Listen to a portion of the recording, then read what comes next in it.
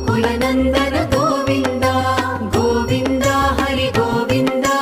गोकुलनन्दन गोविन्द नित्य निर्मल गोविन्द मिलमेघ श्याम गोविन्द पुराण पुरुष गोविन्द पुण्डरीकाक्ष गोविन्द